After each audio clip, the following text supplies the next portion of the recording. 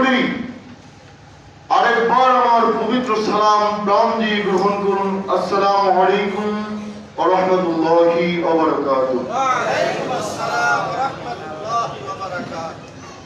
সর্বপ্রথমেই সেই মহান আল্লাহ জাল্লা শানুর দরবারে অসংখ্য অগণিত লক্ষ কোটি শুকর, যেই মহান রব্বুল আলামিন আপনাকে আমাকে এই অসংখ্যস্থায়ী পৃথিবীর ভেতরে মানুষ হিসেবে পাঠিয়েছেন, সৃষ্টি করেছেন। শুকর আল্লাহর দরবারে, যিনি আমাদেরকে এমন একজন নবীর উম্মত হিসেবে আবির্ভূত করেছেন, যাকে সৃষ্টি না করলেন আসমান জমিন, সূর্য নক্ষত্র, তারকারাজি, কীট পতঙ্গ, এক কথায় তামাম পৃথিবী কোনো কিছু সৃষ্টি করতেন না। যিনি হলেন সমস্ত নবীদের সরদার, সমস্ত নবীদের মাথার মুকুট, শামসুল হুদা, বদরুদ্দোজা, সাইয়্যিদুস সাকালাইন, ইমামুল মুরসালিন, খাতামুন নবিয়্যিন ওয়াল মুরসালিন, আফদালুন নবুওয়াত, শাহনশাহ রিসালাত, সরকার দু জাহান, নূর মুজাসসাম, নূর আলা নূর, সাইয়্যিদুনা হাবিবুনা ওয়া শফিউনা মাওলানা মুহাম্মদ সাল্লাল্লাহু আলাইহি ওয়াসাল্লামের উম্মত হয়ে মহা সৌভাগ্যশীল হতে পেরেছি। এজন্য তোমার হৃদয়ের ভালোবাসা, সত্যকে শ্রদ্ধা উজাড় করে দিই। সকলেই স্পষ্ট আওয়াজে বলে আলহামদুলিল্লাহ। আল্লাহ রাব্বুল আলামিন কোরআনুল কারীমের মধ্যে ইরশাদ করেছেন, বিসমিল্লাহির রহমানির রহিম, ইয়াওমা লা ইয়ানফাউ মালু ওয়ালা বানুনা ইল্লা মান আতাল্লাহা বিকলবিন সালিম। আল্লাহ রাব্বুল আলামিন ঘোষণা করেন, ওই কঠিনতম ময়দানে হাসরে তোমার মাল আওলাদের ধনে দৌলতে কোনো কাজে আসবে না, একমাত্র অন্তঃশুদ্ধি আত্মার শুদ্ধি ব্যতীত। ওই কঠিনতম ময়দানে হাসরে তোমার মাল আওলাদের ধনে দৌলতে কোনো কাজে আসবে না, একমাত্র অন্তঃশুদ্ধি আত্মার শুদ্ধি ব্যতীত। ওই কঠিনতম ময়দানে হাসরে আল্লাহ রাব্বুল আলামিন মানুষের মধ্যে দেখবেন যে কার মধ্যে ঈমানের নূর রয়েছে, কার মধ্যে ফিকার আলেম আমল রয়েছে, কার মধ্যে তাসাউফের আলেম আমল রয়েছে। যদি ওই কঠিনতম ময়দানে হাসরে কারো কাছ থেকে এই ঈমানের আলেম না পাওয়া যায়, আমল না পাওয়া যায়, ফিকার আলেম না পাওয়া যায়, আমল না পাওয়া যায়, তাসাউফের ইলম না পাওয়া যায়, আমল না পাওয়া যায়, তাহলে আল্লাহ রাব্বুল আলামিন ওই কঠিনতম ময়দানে হাসরে জাহান্নাম মানুষদেরকে জাহান্নামে নিক্ষেপ করবেন, যাদের মধ্যে ইলমের নূর পাওয়া যাবে না, ঈমান পাওয়া যাবে না। বুখারী শরীফের হাদিসের মধ্যে আছে, বিশ্বনবী সাল্লাল্লাহু আলাইহি ওয়াসাল্লাম ইরশাদ করেছেন, মা ইউরিদুল্লাহু বিহি খায়রান ইউফাক্কিহু ফিদ্দীন। আল্লাহ রাব্বুল আলামিন যার মঙ্গল চান, যার ভালাই চান, তাকে দ্বীনের সঠিক জ্ঞান দান করেন। আল্লাহ রাব্বুল আলামিন আমাদের ভালাই চাইছেন, এই জন্য দ্বীনের জ্ঞান কি দান করছেন, পূর্ণাঙ্গ দ্বীন দান করছেন। যখন কোনো মুমিন ব্যক্তি মৃত্যুর সময় উপস্থিত হবে, তখন জান্নাতের ফেরেশতা আসবে মালাকুল মউতের সঙ্গে, এবং তার জান কবজ হবে এমনি ভাবে, কিতাবের মধ্যে আছে যে তার কোনো কষ্ট অনুভব হবে না। কিন্তু যদি কাফের ব্যক্তি মরণের সময় উপস্থিত হন, তাহলে কেতাবের মধ্যে আছে যে জাহান্নামের ফেরেশতা কালো বর্ণের সেলা নিয়ে হাজির হবে। সেই ব্যক্তি বিদুর সন্তুষ্ট এমন ভাবে হবে, তখন আজরাইল আমিন তাকে খররাজ বলে ডাক দেবেন। তার আত্মা কবজ করার সময় তার এত কষ্ট অনুভব হবে যা বলায় প্রকাশ করা যায় না। সেই ব্যক্তি বলতে পারেন। মৃত্যুর পরে আল্লাহ রাব্বুল আলামিন কোরআনের মধ্যে ঘোষণা করছেন, কুল্লু নাফসিন যায়িকাতুল মাউত, প্রত্যেক প্রাণীকে মৃত্যুর স্বাদ গ্রহণ করতে হবে। মৃত্যুর পরে যখন কোনো ব্যক্তি ওই কবরে উপস্থিত হবেন, তখন তার সামনে রুমাত নামক ফেরেশতা হাজির হবে। বলবে, ওগো ব্যক্তি, তোমার জীবনের সমস্ত আমল বন্দেগী তুমি লিপিবদ্ধ করে দাও। সে ব্যক্তি তার আমল বন্দেগী লিপিবদ্ধ কিন্তু করতে এর পূর্বে কথা হলো, সে ব্যক্তি বলল, আমার কাছে কোনো কাগজ নাই, কোনো কলম নাই, আমি কিভাবে লিখব?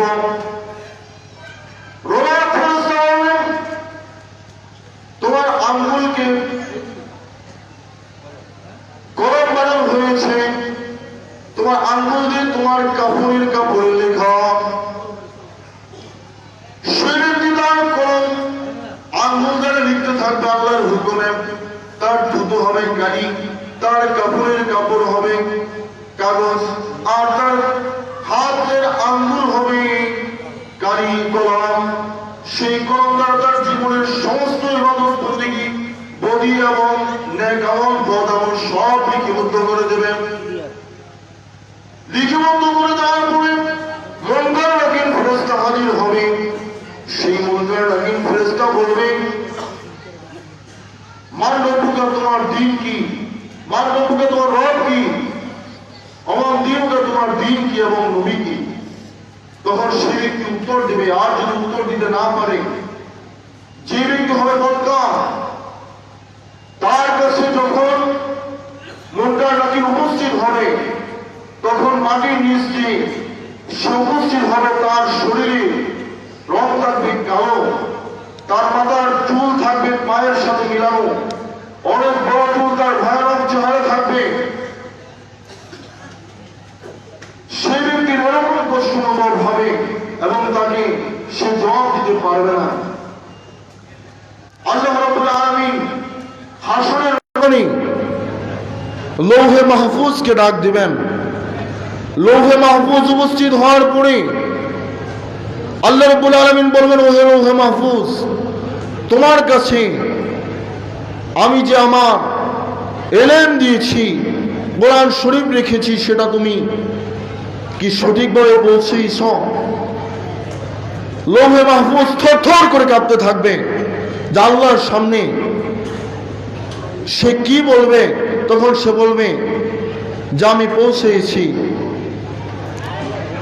এমনি এক পর্যায়ে দেখা যাবে হাসরের ময়দানে আল্লাহ রাব্বুল আলামিন মানুষের নেকি বদি ওজন নেবেন এবং মানুষের যার পাল্লা ভারী হবে সে খালাস। ওই করুণতম ময়দানে হাসরে আল্লাহ রাব্বুল আলামিন মানুষদেরকে তাদের নেকি বদি ওজন নেবেন।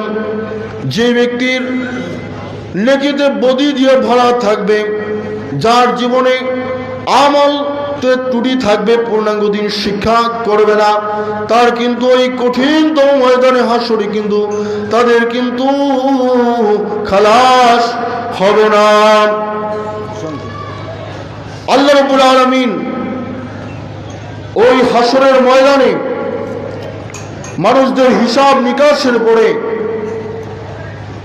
তাদের যদি যে ব্যক্তিদের আমলে ত্রুটি থাকবে, গুনাহ থাকবে, পূর্ণাঙ্গ দিন শিক্ষা থাকবে না, আমল থাকবে না, তাদেরকে দোজখের মধ্যে নিক্ষেপ করবেন। দোজখের মধ্যে এমন আযাব রয়েছে আল্লাহ রাব্বুল আলামিন ওই দুজকের মধ্যে অসংখ্য অগণিত আযাব রেখে দিয়েছেন, অসংখ্য অগণিত শাস্তি রেখে দিয়েছেন। ওই দুজকের মধ্যে আছে অসংখ্য অগণিত সাপ, যেই সাপের সাথে আছে 70,000 বিষের ডোজ, 70,000 বিষের থলিয়া। ওই সাপ যদি কোন মানুষকে দংশন করে কমপক্ষে 70 গজ মাটির নিচে দামায় ফেলবে, আবার থাবা দিয়ে তুলবে, লা ইয়ামুতু ফিহা ওয়া লা ইয়াহইয়া, তাদের কোনো মৌত হবে না, মৃত্যু হবে না। কিন্তু খবরদার, ওয়ালা তামুতুন্না ইল্লা আনতুম মুসলিমুন, কিন্তু খবরদার কেউ মুসলমান না হইয়া কিন্তু কেউ মরল না। খাঁটি সেবাতি মুমিন হতে হলে পূর্ণাঙ্গ দিন শিখতে হবে এবং আমল করতে হবে। ওই দুজকের মধ্যে আছে অসংখ্য কিন্তু বিচ্ছু। যদি কোনো দুজকি ব্যক্তিকে একবারের জন্য দুজকে দেওয়া হয়, একদিনের জন্য, হাদিসের মধ্যে আছে যে 70,000 বার তার শরীরের চামড়া জ্বলে পড়ে যাবে, আবার নতুন চামড়া গজিয়ে দেওয়া হবে। হযরত ইউনূস আলাইহিস সালাম যখন তিনি মাছের পেটে গিয়েছিলেন, চলে গেলেন, মাছ তাকে গিলে ফেলল। ইউনূস আলাইহিস সালাম তখন ওই মাছের পেটে গিয়ে সিজদায় পড়ে গেলেন এবং তিনি বললেন, ওহে রব্বুল আলামিন, আমি যে জায়গায় সিজদা করেছি আমার জনমতেই এমন জায়গায় আপনাকে কেউ সিজদা করে নাই। ইউনূস আলাইহিস সালাম মাছের পেটে থেকে চিৎকার মেরেছিলেন, সেই চিৎকার কে শুনেছিলেন?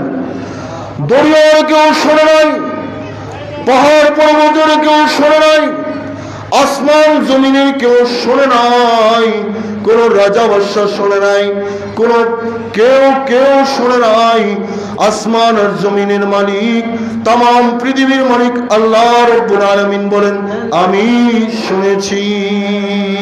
সুবহানাল্লাহ। আজ ভি হো जो इब्राहिम का ईमान पैदा अब कर सकती है अंदाज़े गुलिस्ता पैदा। যে ব্যক্তি পূর্ণাঙ্গ দিন জানার পরে, কোরআন হাদিসের কথা, মূল কথা হচ্ছে যে ব্যক্তি এই দিন সম্পর্কে জানার পরে, বোঝার পরে এই দিন থেকে ভাগিয়ে থাকবে, ঘাড় মোড়ে থাকবে, মুখ ফিরে রাখবে, দূরে সরে থাকবে, ভাগিয়ে থাকবে, সেই আল্লাহ রাব্বুল আলামিনের তলোয়ারের আঘাতে সব বিনাশপ্রাপ্ত হয়ে যাবে, হালাক হয়ে যাবে, ধ্বংসপ্রাপ্ত হয়ে যাবে। সকল মুহাব্বত বলেন আল্লাহুম্মা সাল্লি আলা সাইয়্যিদিনা মাওলানা মুহাম্মদ ওয়া আলা আলি সাইয়্যিদিনা মাওলানা মুহাম্মদ বালাগাল উলা বি কামালিহি কশফা দুজা বি জামালিহি حسنة جميع صالحه صلوا عليه وآله